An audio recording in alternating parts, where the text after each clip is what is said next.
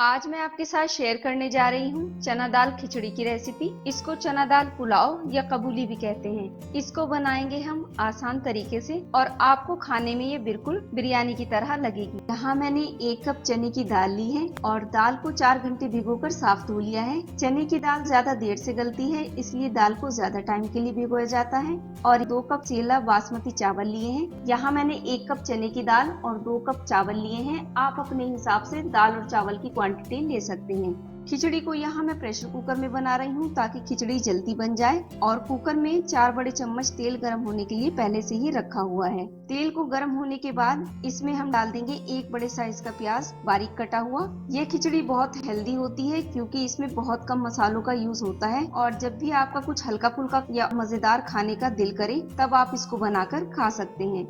प्याज हल्की सी सुनहरी होने पर गैस को लो कर देंगे और इसमें से थोड़ी सी प्याज निकालकर अलग रख लेंगे, जिसको हम बाद में यूज करेंगे। बची हुई प्याज में हम डाल देंगे कुछ साबुत मसाले। इसमें 1 छोटा चम्मच जीरा, 1 छोटा टुकड़ा दालचीनी का, 4 से 5 लौंग, 1 तेजपात, 8 से 10 काली मिर्च, 1 बड़ी इलायची, 1 छोटा टुकड़ा जवित्री का। ये सारे साबुत मसाले हम इसमें डाल देंगे और इन मसालों को कुछ सेकंड तेल में भून लेंगे। मसालों को थोड़ा सा भूनने के बाद इसमें डालेंगे 1 इंच का टुकड़ा अदरक का कटा हुआ, 1 छोटा चम्मच लहसुन अदरक का पेस्ट और लहसुन अदरक के पेस्ट को भी हम कुछ सेकंड के लिए भून लेंगे।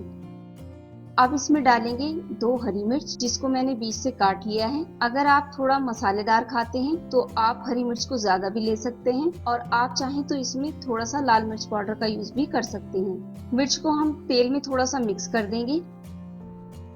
इसके बाद हम इसमें डालेंगे 1 बड़े साइज का टमाटर कटा हुआ और टमाटर के साथ साथ हम इसमें डाल देंगे 2 छोटे चम्मच नमक। नमक आप अपने टेस्ट के हिसाब से डाल सकते हैं और नमक को यहाँ हम टमाटर डालने के बाद डालेंगे। नमक डालने से टमाटर जल्दी गलकर तैयार हो जाते हैं और टमाटर को यहाँ हम हल्का सॉफ्ट होने तक पका लेंगे।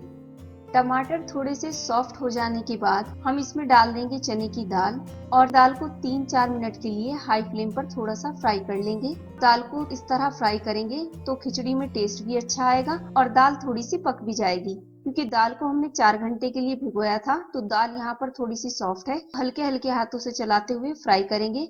दाल को फ्राई करने के बाद हम इसमें डालेंगे चावल। चावल को भी हम हल्के हाथों से मिक्स करते हुए 1 मिनट के लिए हाई फ्लेम पर थोड़ा सा भून लेंगे। चावल भूनने के बाद हम इसमें डाल देंगे पानी। यहाँ पर मैं खिली खिली खिचड़ी बना रही हूँ, इसलिए मैं इसमें डालूंगी 3.5 कप पानी। पानी को आप इस रेशियो से ले सकते हैं। 1 कप दाल के लिए आधा कप पानी और 2 कप चावल के लिए 3 कप पानी। पानी यहाँ पर कम लगेगा क्योंकि दाल और चावल दोनों को हमने भिगो कर लिया है। और अगर आप पतली खिचड़ी खाते हैं तो पानी आप अपने हिसाब से ले सकते हैं। और पानी डालने के बाद आप चाहें तो इस स्टेज पर नमक टेस्ट कर सकते हैं। तो यहाँ पर मैं नमक टेस्ट कर लूंगी। नमक मुझे यहाँ पर थोड़ा सा कम लग रहा है, इसलिए मैं इसमें अपने टेस्ट के हिसाब से नमक डाल दूंगी और नमक डालने के बाद मैं इसको अच्छे से मिक्स कर लूंगी।